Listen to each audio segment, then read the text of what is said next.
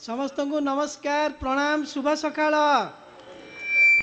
आज एठारे एक दशपल्लावासी बहुत दिनर स्वप्न साकार होइछि।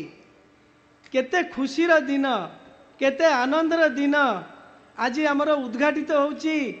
मान्यवर रेल मंत्री कर कमल रे नुआगाँ दशपल्ला रेलवे लाइन एवं दशपल्ला स्टेशन बिल्डिंग ए जोड़िए उद्घाटन उत्सव रे आमर बसिचंती मान्यवर रेलवे मंत्री भारत सरकार सम्मानस्पद अश्विनी वैष्णव महोदय।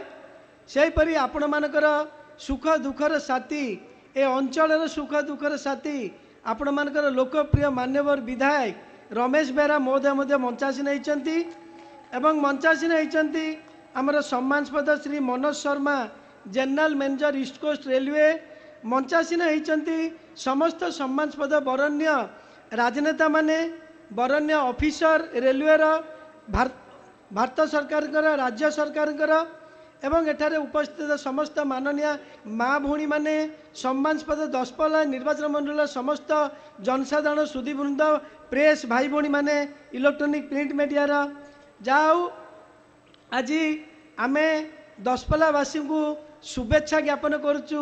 आपण मान स्वप्न साकार है एवं रेलवे लाइन एटी उद्घाटित है एवं आपण माने बर्तमान मजारे एठू विभिन्न जगह को जाई परिबे। से भुवनेश्वर हो भद्रक हो खोर्धा हो जाऊ मान्यवर रेलवे मंत्री कर कमल जो उद्घाटित होती आपण मान तरफरु मो तरफरु मान्यवर विधायक तरफरु निश्चित भाव में अश्विनी वैष्णव महोदय को आम अशेष अशेष धन्यवाद ज्ञापन करूँ। सेहीपरि आमर मान्यवर विधायक जहाँ सब कहले मुझे दौर नहीं ताकू संपूर्ण समर्थन करुच्ची। मान्यवर मुख्यमंत्री नवीन पट्टनायक तांकर दूरदृष्टि संपन्न विकासमूलक कार्य विशेषतः कनेक्टिविटी को ट्रांसपोर्ट को कनेक्टिविटी को जो प्राधान्य दे आसुचंती ताकू बहुत भल भाव में कही आमर मान्यवर विधायक। से आम मान्यवर मुख्यमंत्री नवीन पट्टनायक को जे कि बोधुए एकमात्र राज्य हो पारे जे कि लैंड एक्विजिशन आरंभ करी 50% पैसा आरंभ करी रेलवे कंस्ट्रक्शन लाइन एगुड़ा केमती ओडिशा रे आउरी आगु को बढ़िबो सेति से सदाबेले चेष्टा करी आसुचंती। भारत सरकार को सहित मध्य सदाबेले कथाशा करचंती। एही अवसर में माननीय प्रधानमंत्री मोदी जी को मध्य आम अशेष अशेष कृतज्ञता ज्ञापन करूँ। से दशपल्लावासी स्वप्न को साकार करचंती। ता छड़ा मान्यवर रेल मंत्री आम समस्ते जानीचु जड़े पारिवार मंत्री जड़े भल लोक ओडिशारू राज्यसभा एमपी ओडिशार आईएएस अफिसर कलेक्टर सबू किछि आगामी दिन में ओडिशार आउरी किछि हेई परिबे एतरे संदेह नहीं। तेणु आमे एठी जेहेतु मु कंधमाल निर्वाचन मंडलीर सांसद दशपल्ला ता भितर आसुची मान्यवर मंत्री जानिचंती कंधमाल फुलवाणी मध्य से निर्वाचन मंडलीर मु बार बार पार्लियामेंट रे मु मध्य railway parliament standing committee member अच्छी सेठी मध्य मंत्री महोदय को मध्य दिल्ली रे जेतेले भेटे मु कुए आमर आदिवासी अधुषित जिला कंधमाल को केमती टिके रेलवे लाइन आपण देबे तांको स्वप्न साकार करिवे। एबे वर्तमान मध्य आपणकर संबलपुर गोपालपुर भाया फुलवाणी जो अच्छी ताकू से निश्चित भाव में आगामी वर्ष रे आगामी दिन रे साकार करिवे एटा हमर दृढ़ विश्वास अच्छी।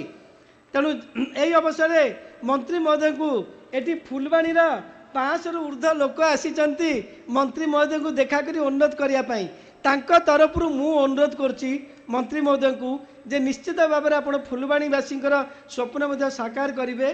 गोटाए प्रकृति भरा जिला पर्यटन आरंभ कर सबू भर्ती होती सबू जगार लाभ देखले हुए ता संगे आउर किछि देखिया पड़े।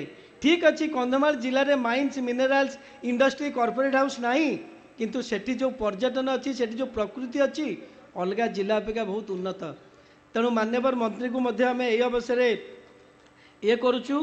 ता छड़ा मान्यवर मंत्री पाखरे आम आशा करूँ आगामी दिन में दशपल्ला स्टेशन टी गोटे बड़ आकार धारण कर फुल फ्लेज्ड स्टेशन हो डबल लाइन हो लोक मैंने आउरी अधिका ट्रेन पाइबे ओडिशार सबू जगह को जाई परिबे आस्ते आस्ते कारण सबू जिन छोटे आरंभ होता है तापर ऑटोमेटिकली बड़ हम माननीय मंत्री आहरी आगू नेबे।